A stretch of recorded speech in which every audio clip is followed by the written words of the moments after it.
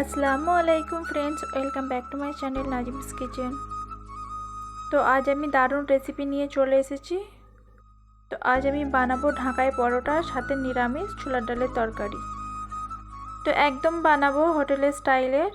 তো চলুন দেখে নিই আজকের এই রেসিপিটি কিভাবে তৈরি করছি, আর খুবই সহজ উপায়েই তৈরি করে নেব। তো ঢাকায় পরোটা বানানোর জন্য এখানে আমি নিয়ে নিয়েছি 300 গ্রাম মতো ময়দা। আপনারা কম বেশি করে নিতে পারবেন।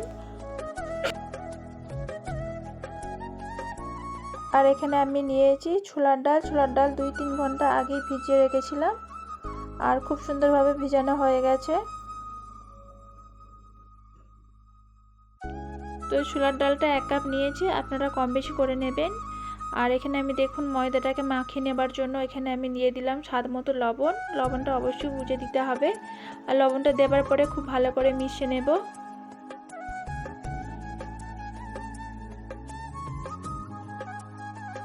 তো এখানে দেখুন খুব সুন্দরভাবে মেশানো হয়ে গিয়েছে। তো এখানে আমি নিয়ে নিয়েছি সাদা তেল এবং এটা রান্নার তেল। আপনারা চাইলে তেলের বদলে ঘিও দিতে পারেন। তো এখানে আমি 2-3 চা চামচ মতো দিয়ে দিলাম রান্নার তেল, আর সাথে দিয়ে দেব পানি। এইভাবে আপনারা একবার বানিয়ে দেখবেন, ঢাকাই পরোটা অনেক খাস্তার মুচমুচে হবে। তো এবারে খুব ভালো করে মিশিয়ে নেব অল্প অল্প করে। তো প্রথমবারেই আমি অনেকটা পানি দিয়েছিলাম, দিয়ে এখনও পানি দিইনি। এবার অল্প অল্প পানি দিয়ে মেখে নেব।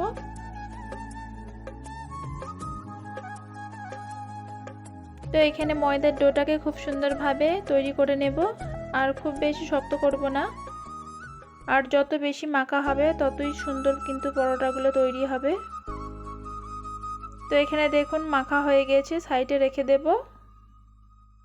10 মিনিটের জন্য। তারপরে এখানে দেখুন আমি ছোলার ডালটা নিয়ে নিয়েছি প্রেসার কুকারের মধ্যে, আর এখানে আমি একটা আলু কেটে নিয়েছি স্কিপ করে, আর হাফ গ্লাস মতো পানি দিয়ে সিদ্ধ করে নেব।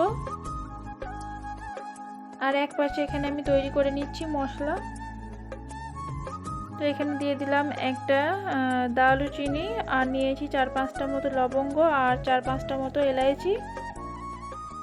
হালকা করে ভেজে নেব। আর সাথে দিয়ে দিলাম 1 চা চামচ মতো গোটা জিরে, 1 চা চামচ মতো নিয়ে নিয়েছি ধনে, আর 3 থেকে 4টে মতো শুকনো লঙ্কা, একটা তেজপাতা। তো সমস্ত কিছু গোটা মশলা খুব ভালো করে ভেজে নেব। আর ভাজতে ভাজতে দেখবেন সুন্দর একটি গন্ধ ছাড়তে শুরু করে দিয়েছে। আপনারা যখনই ছোলার ডালে তরকারি করবেন এভাবে একবার হলেও ট্রাই করবেন, দেখবেন অনেক মজা হয় আর ভীষণই সুন্দর রান্নাটা হবে। তো এখানে মশলাটা ভাজা হয়ে গেছে, তো আমি মিক্সার জারের মধ্যে গ্রাইন্ড করে নেব। রান্নার জন্য এখানে আমি কড়াইয়ে বসিয়ে দিলাম, আর দিয়ে দিলাম 3 থেকে 4 চা চামচ মতো রান্নার তেল, সাথে দিলাম 2টো শুকনো লঙ্কা, আর দিয়ে দিচ্ছি একটা তেজপাতা।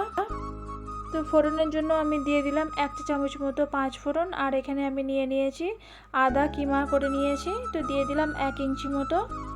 তো সমস্ত কিছু আমি ভেজে নেব 30 সেকেন্ড মতো। আর এই পর্যায়ে গ্যাসের ফ্লেমটাকে লোতে রাখতে হবে। গ্যাসের ফ্লেমটাকে একদমই হাই করবেন না, তাহলে দেখবেন দ্রুত ভাজা হয়ে যাচ্ছে আর একটা গন্ধ ছাড়তে শুরু করে দেবে। তো এখানে দেখুন ভাজা হয়ে যাবার পরে দিয়ে দিলাম হাফ চা চামচ মতো হলদি পাউডার, আর দিয়ে দিলাম লঙ্কা পাউডার হাফ চা চামচ মতো, আর স্বাদ মতো লবণ দিয়ে দিলাম। আর এখানে কিন্তু গ্যাসের ফ্লেমটাকে লোতেই রাখতে হবে। তো মশলাটা খুব সুন্দরভাবে কষানো হয়ে গিয়েছে, আর এখানে দেখুন ছোলার ডাল আলু দুটোই সিদ্ধ হয়ে গেছে খুব সুন্দরভাবে। তো আমি দিয়ে দিলাম। এইভাবে রান্না করলে অনেক সময়ও কিন্তু লাগে না, আর অল্প সময়ের মধ্যেই এই ছোলার ডালের তরকারিটা রেডি হয়ে যাবে, আর খেতেও কিন্তু ভীষণ সুস্বাদু হয় যদি এভাবে তৈরি করেন। তো অনেকে কিন্তু নিরামিষ খেতে পছন্দ করে, তো তাদের জন্য তো একদম পারফেক্ট। তারা চাইলে দুপুরে অথবা রাত্রে এই নাস্তাটি রাখতে পারেন, এবং সকালেও কিন্তু দারুণ হবে। স্কুলের টিফিন, লাঞ্চে বক্স এবং অফিসের টিফিন যেটাই বলেন না কেন আপনারা দিতে পারেন এই ধরনের নিরামিষ তরকারি করে, সাথে ঢাকাই পরোটা। আর ভাজা মশলা আমি দিয়ে দিলাম 1 চা চামচ মতো, আর দিয়ে দিলাম চিনি হালকা একদম দিয়েছি স্বাদটাকে ব্যালেন্স করার জন্য। তো এটা যদিও মিষ্টি হবে না আপনারা চাইলে স্কিপ করেও দিতে পারেন, আর না হলে একদম অল্প করে দিলেও কিন্তু স্বাদটা আরও ডবল হয়ে যায়। তো ঢাকা দিয়ে আমি 2-3 মিনিট মতো জাল করে নেব। এখানে দেখুন আমি 1 চা চামচ মতো রান্নার তেল নিয়ে নিয়েছি, আর দিয়ে দিচ্ছি 1 চা চামচ মতো কর্নফ্লাওয়ার, আর দিয়ে দিলাম হাফ চা চামচ মতো ময়দা। তো খুব সুন্দরভাবে একটি মিশ্রণ তৈরি করে নেব। এটা দেখুন একদম ব্যাটারের মতো তৈরি হয়ে যাবে।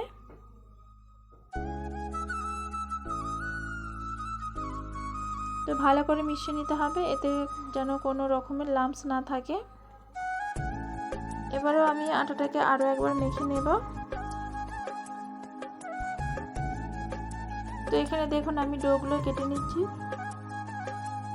তো এটা খুব বেশি ছোট করব না, একটু মোটা করে তৈরি করব, যেহেতু ঢাকাই পরোটা। তো এখান থেকে আমি একটা ভাগ নিয়ে নেব। এবার রুটি আকারে বেলে নেব।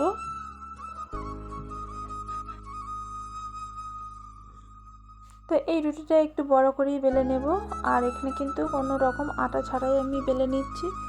আপনাদের যদি প্রয়োজন হয় তাহলে অল্প আটা ছিটিয়ে নিতে পারেন বা ময়দা। তো কর্নফ্লাওয়ার আর তেলের যে মিশ্রণটি তৈরি করে রেখেছিলাম 1 চামচি দিয়ে দিলাম, দিয়ে খুব ভালো করে রুটির গায়ে মাখিয়ে নিলাম। আর এখানে দেখুন আমি একটা চাকু নিয়ে মাঝ বরাবর কেটে নিলাম অর্ধেকটা।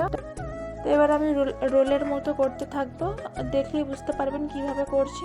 এই কাজটি কিন্তু খুবই সহজ, দেখলেই বানিয়ে নিতে পারবেন। তো এটা একদম আইসক্রিমের কোণের মতো হবে।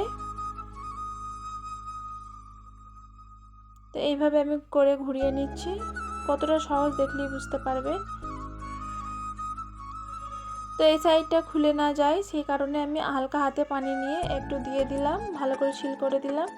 এবারে দেখুন এখানটা আমি করে নেব কিভাবে। তো পেছনের দিকে দেখুন আমি মুখটাকে কিভাবে মুড়ে দিলাম।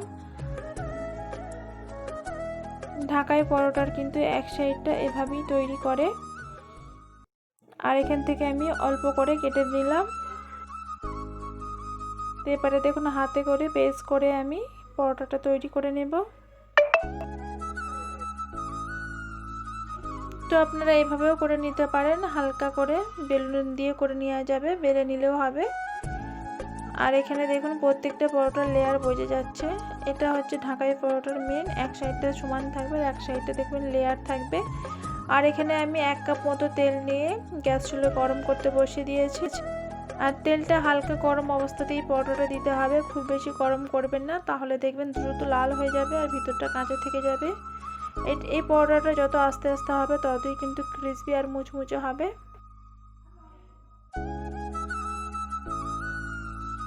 তো আমি দেখুন এইভাবে হালকা হালকা করে ঘোরাতে থাকছি আর এই পরোটাটা ভেজে নেব। আর এক সাইডটা দেখুন একদম সমান হয়েছে।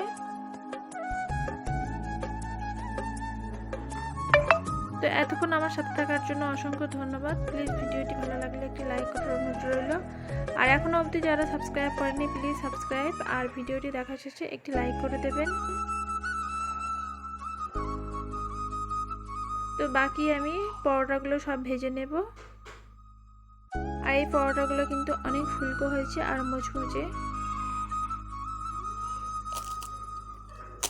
তো একটা আমি দেখুন দেখিয়ে দিচ্ছি কতটা ক্রিসপি আর মুচমুচে হয়েছে। ভিডিওটা কেমন লেগেছে অবশ্যই জানাবেন, ভালো লাগলে লাইক কমেন্ট শেয়ার। আর বেশি বড় করলাম না, এখানেই শেষ করলাম। আবারও অন্য কোনো রেসিপি নিয়ে চলে আসবো। সবাই ভালো থাকুন, সুস্থ থাকবেন।